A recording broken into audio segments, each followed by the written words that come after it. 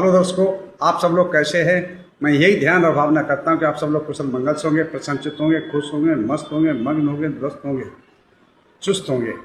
तो जैसा कि मैं हर रोज कहता हूं, फॉलो सब्सक्राइब करो न करो ये तो आपकी मर्जी है, पर ध्यान लगाकर, चित्त लगाकर, मन लगाकर, दिमाग लगाकर, माइंड लगाकर सुनते रहो। बस यही हमारी अर्जी है, बस यही हमारी अर्जी है, बस यही हमारी अर्जी है। तो जैसा कि मित्रों, हम लोग दंपति की गाथाओं का पाठ चल रहा है। तो आज की दंपति की गाथा है 270। कितनी है? 270। और धम्मठ वग्ग की है 15। दंपति गाथा है 270 और धम्मठ वग्ग की है 15। दंपति गाथा है 270 और धम्मठ शुद्ध की है, धम्मठ वग्ग की है 15।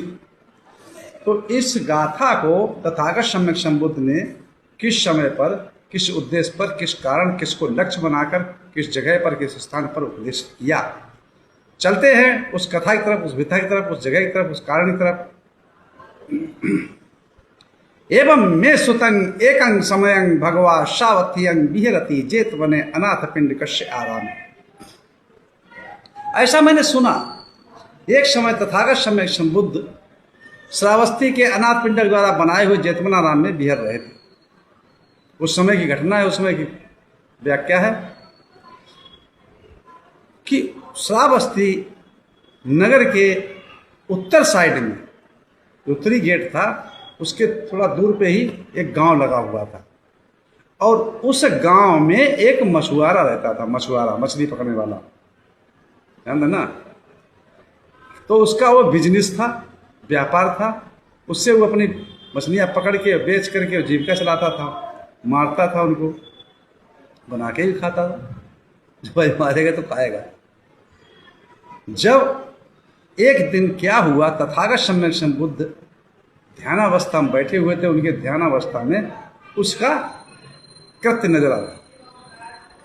तो क्या देखा कि ये पुरुष जो है ये मार्गफललाभी बन सकता है, मतलब स्रोत के, धम्म के रास्ते में पड़ सकता है, उसका लाभ प्राप्त कर सकता है, अगर इसको कोई सही दिशा निर्देशन करने वाला हो तो सुबह जब ध्यान भावना से उठने के पश्चात दैनिक क्रियाओं से निवृत्त होकर के भिक्षाचारिका का टाइम होता है, तो तथागत सम्यक संबुद्ध भिक्षु संघ के साथ औपचारिका करने के लिए निकलते हैं। जाकर के उसी रास्ते से जाते हैं और उससे आगे वाले गांव में जाकर के और वो भिक्षाचारिका करके वापस आ रहे होते हैं भिक्षु संघ के साथ। तो वो मछुआरा जो था वो तालाब पर, पोखरी पर, झील पर, कुछ भी सही, उस पर जो है बंसी, जानते कांटे वाले, उसमें वो अपने दाना ना पुरा के उसको फेंकते हैं। तो वो फेंक रहा था वहां पे, अपना मछली मार रहा था, उसका रोज का कृत्य था। तथागत सम्यक संबुद्ध वहां से निकले, उसको देख करके तथागत सम्यक संबुद्ध भिक्षु संघ के साथ वहां पर रुक गए, खड़े हो गए छाया में, वृक्ष की छाया में, शीतल छाया में।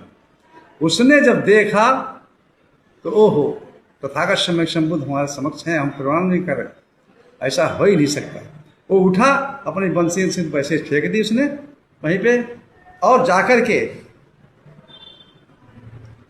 पूरे भिक्षु संघ के साथ भगवान बुद्ध को पांचांग प्रणाम किया, वंदना किया। तो तथागत सम्यक संबुद्ध ने उसको आशीर्वाद नहीं दिया और वो एक तरफ खड़ा हो गया। जब खड़ा हो गया तो तथागत सम्यक संबुद्ध साथ में सारिपुत्र थे, मोगलनारायण थे, महाकाश्यप थे, आनंद थे, रेवत थे, बड़े बड़े भिक्षु थे, अर्हत भिक्षु थे। तो उन्होंने एक एक करके बारी बारी से सबसे नाम पूछे कि तुम्हारा नाम क्या है। सारिपुत्र का, हमारा सारिपुत्र। तुम्हारा नाम क्या? मोगलनारायण। तुम्हारा नाम क्या? रेवत। तुम्हारा नाम क्या? महाकाश्यप। तुम्हारा नाम क्या? कौंडिन्य। तुम्हारा नाम के अश्व जी, तुम्हारा नाम के बप, इंद्रश्री, है ना। ये इस प्रकार से सबने अपने अपने नाम बताए। लास्ट में तथागत सम्यक संबुद्ध ने उस मछुआरे से पूछा, भाई तुम्हारा नाम क्या है? जानते सब थे, सम्यकदर्शी थे, लेकिन जानबूझ के ये दिखावा कर रहे थे उसको समझाने के लिए। तो तथागत सम्यक संबुद्ध ने उससे जब पूछा कि आपका नाम क्या है भाई, तो बोला, पंडित जी मेरा नाम आर्य है। और उस समय ये आर्य जो था शब्द, वो देखिए हमारा शब्द पाली का ही है ये, आचार आर्य सत्य, समझ गए। जो विदेशी आए वो आर्या थे, आप उनका संकल्प सुनना, आर्यावर्ते जम्मू द्वीपे भारत खंडे, आर्या जो थे ये आर्य थे। आर्य का मतलब है कि सच्चाई का प्रतीक, स्वच्छता का प्रतीक, आचरण, शुद्ध आचरण का प्रतीक, शुद्ध मन का प्रतीक, उसको आर्य कहते थे। जिसके आचार विचार आचरण शील सदाचारी हो, शील समाधि प्रज्ञा पर आरूढ़ हो, उसको कहते थे आर्य। क्या कहते थे? आर्य। अब वो जो तथागत सम्यक संबुद्ध ने उसी समय पर उसको समझाते हुए कहा, भाई तुम आर्य कैसे हो सकते हो? तुम तो हत्या कर रहे हैं, जीव हिंसा कर रहे हो। आर्य का मतलब होता अहिंसक, जो हत्या नहीं करता, प्राणियों पर दया करता, मैत्री करता, करुणा करता, उसको मैं आर्य कहता हूं।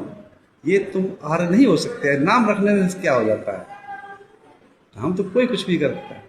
तो उसी समय तथागत सम्यक संबुद्ध ने जो कहा है, मैं 2 लाइनें मैंने बनाई है, आर्य नाम रख लेने से, आर्य नाम रख लेने से कोई आर्य नहीं कहलाता है। आर्य नाम रख लेने से कोई आर्य नहीं कहलाता है।